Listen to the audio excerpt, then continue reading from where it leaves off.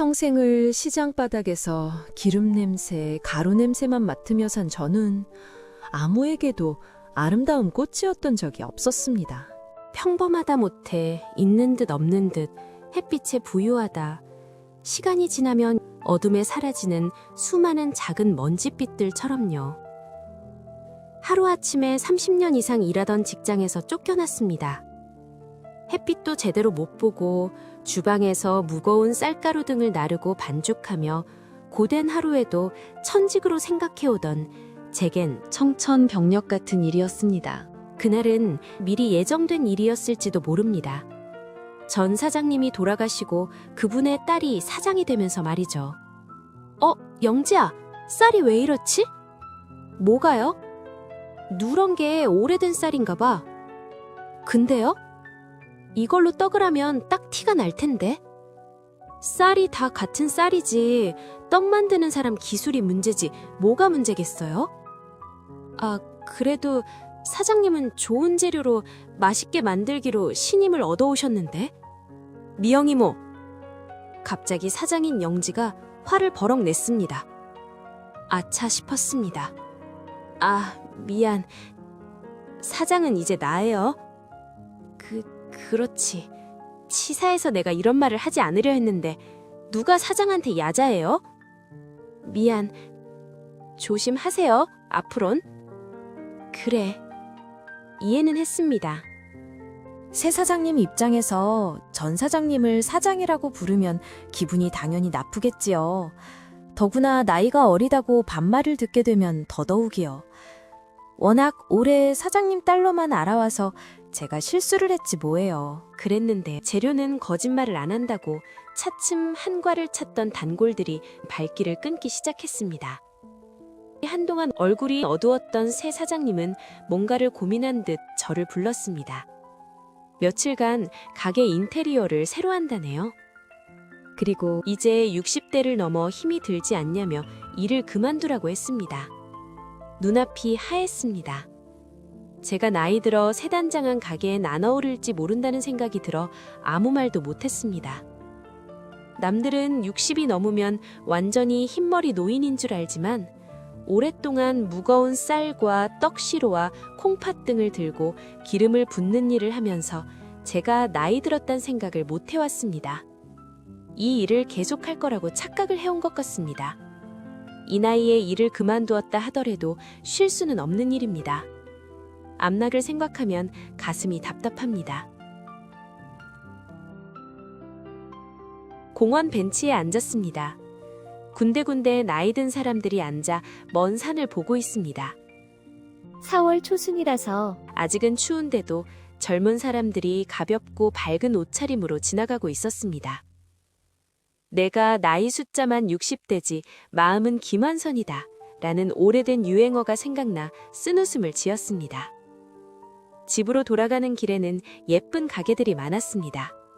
작은 소품 가게, 꽃집, 커피숍, 작은 식당 등. 저는 예쁜 걸 좋아했습니다. 제가 예쁘지 않아서인지 귀엽고 예쁜 건 저절로 눈이 갔고 다행히 손끝이 야물고 좋아서인지 잘 만들어내곤 했습니다. 옛 사장님도 똑같은 반죽으로도 예쁘고 정갈하게 만든다고 좋아해졌습니다. 꽃시루. 한식 디저트 떡 카페였습니다. 한식과 떡이라는 단어에 저절로 눈이 가 유리창 안을 들여다보았습니다. 한식의 느낌도 잘 살릴 수 있게 미색 벽에 연한 나무로 선반이나 테이블을 만들고 초록의 고목나무나 관목 등이 자리 중간중간 공간 분리를 해서인지 편안하고 깨끗해 보였습니다. 문을 열고 들어갔습니다. 쇼케이스에 서서 꽃을 얹은 듯한 케이크도 구경하고 깨강정이나 타레과 등을 구경했습니다. 제가 시장에서 만들었던 것과는 약간 달랐고 요즘 젊은 사람들이 좋아하는 퓨전 디저트 같았습니다. 계산대에 서 있는 젊은 여자를 보니 현대적이면서 단아해 이 카페와 비슷해 보였습니다. 그때 안쪽 주방에서 20대 초반의 단발머리, 젊은 여자분이 접시를 들고 계산대 안으로 나왔습니다.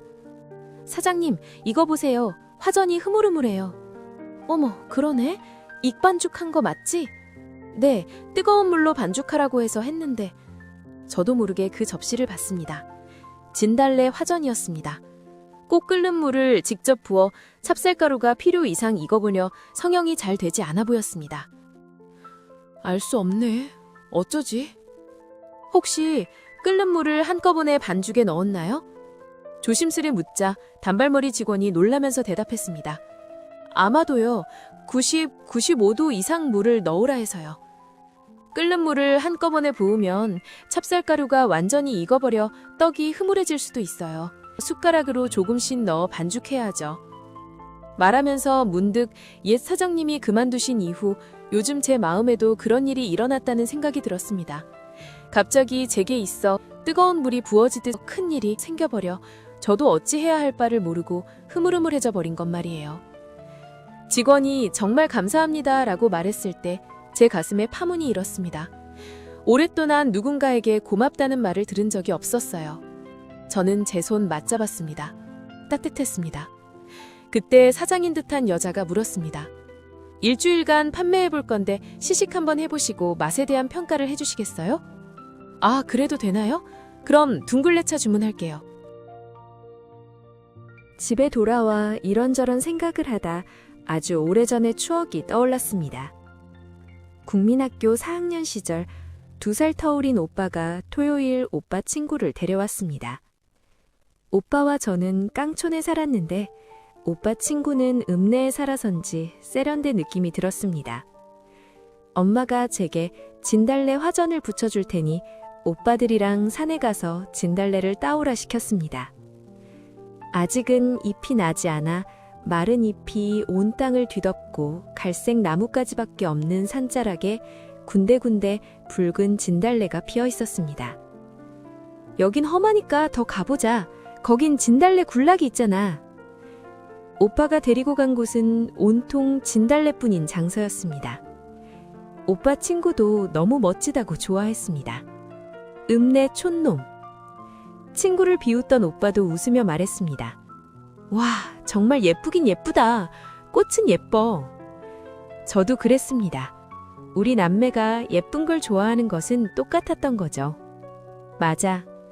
너무 즐겁고 신나서 저는 평소보다 더 많이 웃었습니다.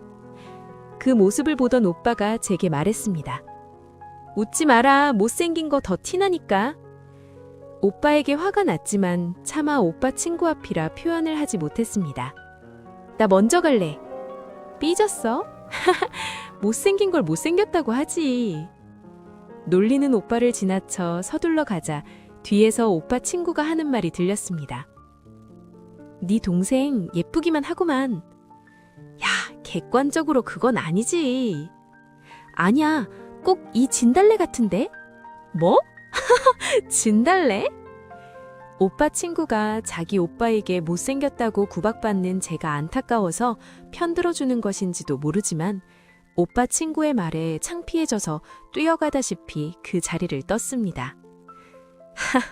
뭐가 그리 부끄럽고 화가 나던지 지금 떠올리니 그냥 아련하고 그립네요. 오빠가 절 못생겼다고 한 것은 이해가 됩니다. 저는 통통한 몸매에 얼굴도 밋밋하고 별로 예쁘지 않습니다. 그때 오빠 친구에게 예쁘다라는 동정어린 말을 들어본 게 한평생 유일했습니다. 30대 중반에 만나 몇 년 결혼 생활하다가 결국 헤어진 전 남편도 못생겼다고 했으니까요. 지금 저는 출근하면서 가벼운 콧노래를 부르고 있습니다. 진달래로 다시 직장을 다니게 되고 옛 추억도 떠올리게 되고 저는 진달래꽃을 더 좋아하게 됐습니다. 사장님은 처음에는 매일 일정한 시간에 가게에서 손님을 맞았지만 차츰 공방이 바빠져서 한 번씩 들러보고 우리와는 운영이나 메뉴에 대한 상의만 하고 공방으로 출근했습니다. 점장인 연우가 요즘 현대에 맞게 여러 메뉴를 찾아보고 고민하면 실제로 어떻게 만들어야 할지는 저와 같이 이야기하고 연습하곤 합니다. 디저트 카페인 만큼 시장에서 취급하던 전통적인 한과는 아니었지만 새로 배운다는 느낌으로 메뉴를 익히고 집에서도 연습하면서 매일매일이 즐거웠습니다. 네, 감사합니다. 손님을 보내고 컵을 씻고 카운터 의자에 앉았습니다. 시장에서 일할 땐 조리실 안에서 기름과 쌀가루 앞에 일만 하던 사람이라 사람이라곤 사장님과 같은 직원 외에 거의 만난 적도 없는데 여기선 카운터에서 손님을 맞이하기도 합니다. 다행히도 나이 든 사람이 카페에 있다고 흉보거나 뭐라 하는 사람이 없습니다. 요즘 같아선 정말 행복했습니다. 그 전화를 받기 전까지는요. 오빠가 갑자기 세상을 떠났다는 말을 들었을 때 실감이 나지 않았습니다. 급하게 마련된 빈소에 도착해 영정사진을 마주하고서야 아, 정말이구나 싶었습니다. 전날까지 멀쩡히 주무셨다는데 새벽에 가슴이 조인다고 하셨다고 합니다. 아침이 되었을 때는 이미 부모님을 먼저 보내고 오빠는 제게 남은 마지막 가족이었습니다. 문득 이런 생각이 들었습니다. 이제 세상에 저를 미영아라 부를 사람은 없습니다. 저는 영정 앞에 꽃을 올려두었습니다. 언젠가는 시들 꽃을 보면서 시들지 않는 꽃을 만들어 올릴 수 있다면 얼마나 좋을까 그런 생각을 해보았습니다. 미영이 아닌가? 깜짝 놀라 돌아보니 오빠 또래의 점잖은 초로의 맘자였습니다. 잘 모르는 얼굴이라 의아해하며 바라보니 그분이 허허 웃으며 말했습니다. 석훈이 국민학교 동창이야. 석훈이랑 산에 가서 진달래도 같이 땄는데 기억 안 나지? 저도 기억나요. 얼마 전 떠올렸던 기억 속의 그 오빠 친구였습니다. 워낙 석훈이를 닮았기도 했고 석훈이가 네 사진도 보여주면서 이야기 많이 해서 바로 알아뵀네. 얼굴이야 희미했으니 기억나지 않았지만 저에게 꽃처럼 예쁘다고 해준 분이셨기에 반가웠습니다. 오빠 친구는 화가라고 했습니다. 오빠랑은 가끔씩 연락하며 지내왔대요. 사는데 바빠서 오빠랑 많이 못 만났어요. 말하고 나니 바빴다라는 말이 궁색하게 느껴졌습니다. 명절이면 늘 바빴다 하더라도 보통의 휴일은 쉬는 날이었어요. 장례를 치르는 동안 저는 친척들과 오빠 친구의 문상을 통해 오빠가 세상에 남긴 흔적들을 이야기 속에서 하나씩 확인했습니다. 그리고 깨달았습니다. 내일에 미루면 안 되는 것들이 있었다는 것을요. 장례가 끝나고 며칠 후 저녁 모르는 번호로 전화가 왔습니다. 네, 여보세요? 나 은석이야. 안녕하세요? 어떻게? 재수 씨께 전화번호 물어봤지. 화실 청소를 하다가 석훈이가 그린 엽서를 발견했어. 재수 씨를 줄까 하다가 니한테 주면 좋을 것 같아서. 아, 그래요? 모레 일요일은 쉬지? 점심때 볼 수 있나? 내가 사는 동네와 멀지 않으니 내가 그리 가마. 네, 그때 봬요. 다음 날 토요일 오후에 꽃시루에 연우의 오빠가 찾아왔습니다. 진달래 화전을 들고 말이에요. 지난 10여일 전 진달래 화전을 판매할 때 막상 사장과 연우가 못 먹었다고 하더라고요. 사장님과 제가 먹을 화전을 포장해서 말이죠. 세상에, 화전이지만 꽃을 받아보기는 처음입니다. 젊은 분이 정말 다정하네요.